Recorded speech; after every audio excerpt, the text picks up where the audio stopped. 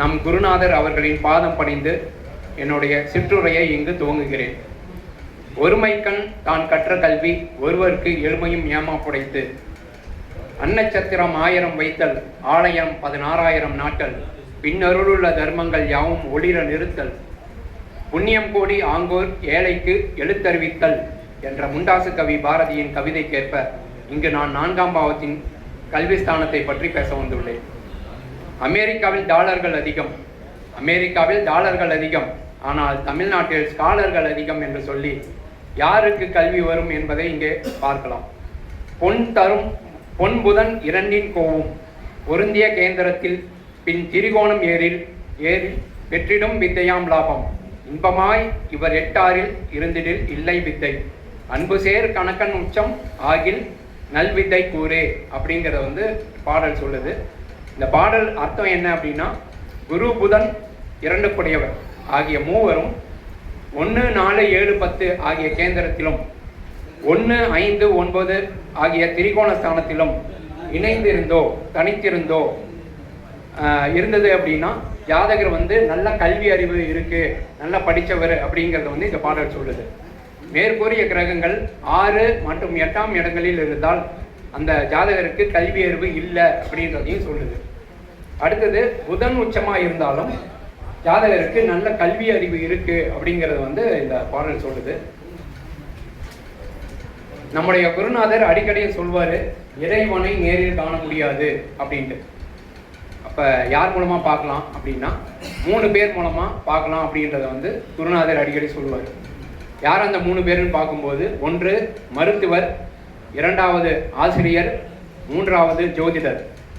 இந்த மூவரும் இறைவனால் ஆசீர்வாதம் செய்யப்பட்டவர்கள் என்பது நிதர்சனமான உண்மை. இவர்கள் மூவரும் மக்கள் தொண்டே மகேசன் தொண்டு என்ற சேவையை அர்ப்பணிப்போடு செய்து ஜீவனத்தை நடத்தி கொண்டிருப்பார்கள் என்பது அடிப்படை உண்மை. மக்கள் தன் எதிர்கால வாழ்க்கை எப்படி இருக்கும் என்பதற்காக ஜோதிடரையும், உடல் பிணியை போக்குவதற்காக மருத்துவரையும், உள்ளப்பிணியை போக்குவதற்காக ஆசிரியரையுமே நாடியிருப்பார்கள்.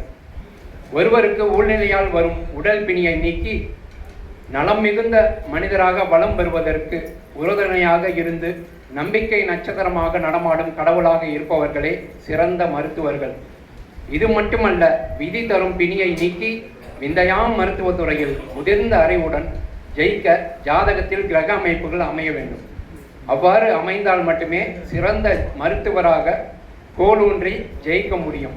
அவ்வாறு என்னிடத்தில் ஜாதகம் பார்க்க வந்த மருத்துவர்களின் ஜாதகத்தை இங்கே காணலாம்.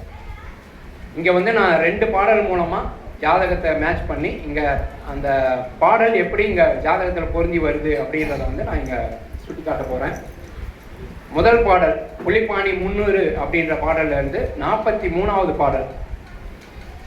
சூடப்பா சந்திரனார் 375 சுத்த இந்து 11 தனித்திருக்க, மாடப்பா மந்திரம் செய்வான் காலை மகத்தான வாதமுடு வைத்தியம் செய்வன், கூடப்பா குடும்பமது விருத்தியாகும் கோளையத்தில் எதிரிக்கு மார்பிலானி, வீடப்பா போகருடைய கடாட்சத்தாலே விதிமறிந்து புவியோருக்கு விளம்புவாயே அப்படிங்கிறத இந்த பாடல் சொல்லுது.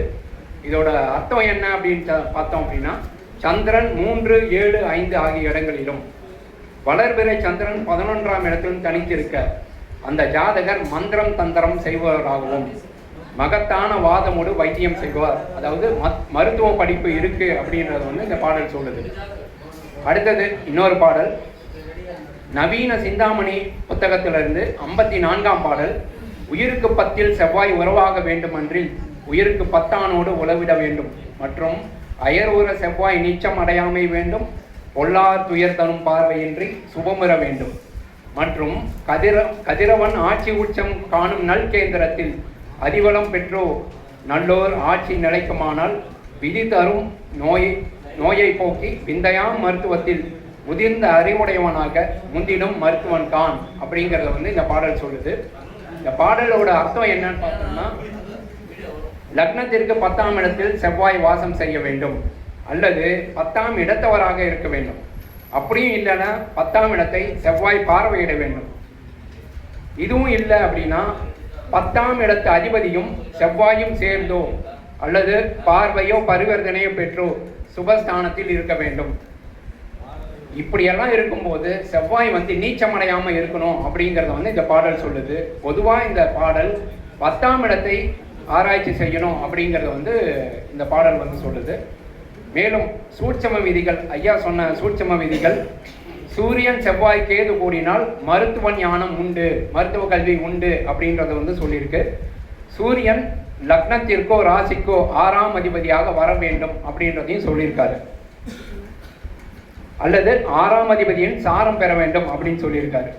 லக்னத்திற்கு ராசிக்கு 10ல் சூரியன் செவ்வாய் கேது கூடினால் அல்லது 10ஆம் அதிபதியுடன் கூட வேண்டும் அப்படின்றத வந்து சூட்சம விதியை ஐயா வந்து சொல்லியிருக்காரு. இப்போ வந்து நான் 2 ஜாதகத்தின் மூலமாக மருத்துவர் படிப்பு யாருக்கு வரும் அப்படிங்கிறத வந்து நான் இங்கே விவரிக்க போகிறேன். முதல் ஜாதகத்தில் சிம்ம லக்னம், லக்னத்தில் சனி, 2ல் கேது, 3ல் சந்திரன், 6ல் குரு, 8ல் ராகு, 10ஆம் இடத்தில் செவ்வாய் புதன் குரு, செவ்வாய் புதன் சூரியன், 11ஆம் இடத்தில் சுக்கிரன். இந்த மாதிரி ஒரு அமைப்பு இருக்கு.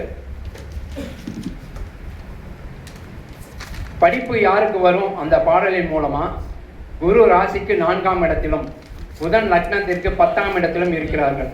அப்ப இந்த ஜாதகத்துல 2ஆம் இடத்து அதிபதி புதனாக வருகிறார். மேலும் குருவிற்கு 5ஆம் இடத்தில் புதனும், புதனுக்கு 9ஆம் இடத்திலும் குரு இருக்காரு. அதனால ஜாதகர் வந்து நல்லா படித்தவர் அப்படின்றத வந்து இங்க இந்த குறிக்காட்டுது. அடுத்தது மருத்துவ கல்வி இவருக்கு எப்படி வந்திருக்கு அப்படின்னு பார்க்கும்போது, சந்திரன் 3, 7, 5 முதலிய இடங்களில், வளர்பிறை சந்திரன் 11லும் தனித்திருக்க மருத்துவ படிப்பு அப்படின்னு சொல்லியிருக்கு. அடுத்தது சூரியன் செவ்வாய் கேது கூடினால் மருத்துவ படிப்பு அல்லது மருத்துவத்துறை உண்டு அப்படின்றத வந்து சொல்லியிருக்கு. இங்க சூரியன் செவ்வாய் சேர்ந்திருக்காங்க. அடுத்தது வளர்பிறை சந்திரன் 3ஆம் இடத்தில் தனித்து இருக்காரு. சூரியன் சந்திரன் சாரமும் செவ்வாய் சூரியன் சாரமும் இருக்காங்க. ஆனால் கேது இங்கே இல்லை. இருப்பினும் கேது வந்து செவ்வாய் சாரத்தில் இருக்காரு. அடுத்த பாயிண்ட், லக்னத்திற்கு ராசிக்கு 10ல் சூரியன் செவ்வாய் கேது இருந்தால் அல்லது 10ஆம் அதிபதியுடன் கூடினால் மருத்துவத்துறை உண்டு அப்படின்னு சொல்லியிருக்கு. இந்த ஜாதகத்தில் லக்னத்திற்கு 10ஆம் இடத்தில் சூரியன் செவ்வாயும் இணைஞ்சிருக்காங்க. அப்போ இந்த பாயிண்ட்டும் இங்கே மேட்ச் ஆகுது. இவர் மருத்துவ படிப்பு படிச்சிருக்காரு அப்படிங்கிறது வந்து இங்கே ஊர்ஜிதமாகுது. அதே போல் 2வது பாடலின்படி உயர் லக்னத்திற்கு 10ஆம் இடத்தில் செவ்வாய் வாசம் செய்ய வேண்டும் அல்லது 10ஆம் இடத்தவராக இருக்க வேண்டும் அல்லது 10ஆம் இடத்தை பார்வையிட வேண்டும் அப்படின்னு இருக்கு. இங்கே சிம்ம லக்னம் 10ஆம் இடத்துல செவ்வாய் இருக்காரு. இந்த பாயிண்ட்டும் இங்கே மேட்ச் ஆகுது. அடுத்தது சூரியன் ஆட்சி உச்சம் பெற்றோ அல்லது கேந்திர கோணத்தில் இருந்தால் சகல அமைப்புடைய சிறந்த மருத்துவர் என்னும் மாண்பினை பெற்று மண்டலம் போற்ற வாழ்வார் அப்படிங்கிறத வந்து பாடல் இருக்கு. இங்கே கேந்திரத்தில் சூரிய பகவான் இருக்காரு. அதனால இவர் மருத்துவ படிப்பு படிச்சிருப்பாரு அப்படின்றது வந்து இங்கே இருக்கு.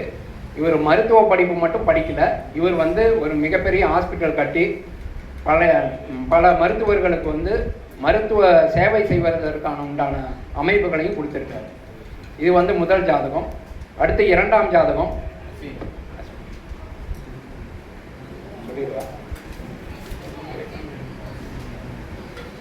ரெண்டாவது ஜாதகம் மீன லக்னம், 2ல் வந்து செவ்வாய் கேது, 3ல் சூரியன், 4ல் வந்து புதன் சுக்கிரன், 8ல் ராகு குரு, 9ல் சந்திரன், 12ல் சனி. இப்போ இந்த ஜாதகர் படிச்சிருக்காரா அப்படின்னு பார்க்கும்போது, புதன் கேந்திரத்தில் 2 கூடையவர் செவ்வாய் சாரத்தில் உள்ளார். மேலும் புதன் 5ஆம் இடத்தில் குருவும், குருவுக்கு 9ஆம் இடத்தில் புதனும் இருக்கிறார்கள். ஆகவே இந்த ஜாதகர் நல்லா படிச்சிருக்காரு அப்படின்றது வந்து இங்கே காட்டுது. அடுத்தது வளர்பிறை சந்திரனாக இருந்து 3, 5, 7, 11ல் இருக்க வேண்டும். இங்கே வளர்பிறை சந்திரன் 9ஆம் இடத்தில் இருக்கிறார். மேலும் அவர் 11ஆம் அதிபதியின் சாரம், சனியின் சாரம் பெற்றுள்ளார். அடுத்தது சூரியன் செவ்வாய் கேது கூடினால் மருத்துவ படிப்பு அப்படின்னு சொல்லியிருக்கு. இங்கே சூரியன் தன் சுயசாரத்திலும் செவ்வாய் கேது சாரத்திலும் கேது சூரியன் சாரத்திலும் பெற்றுள்ளார்கள். ஆகவே இந்த பாயிண்ட் இங்கே மேட்ச் ஆகுது. அடுத்து சூரியன் லக்னத்திற்கோ ராசிக்கோ 6ஆம் அதிபதியாக வர வேண்டும். அப்படி இல்லை என்றால் 6ஆம் அதிபதியின் சாரம் பெற வேண்டும்.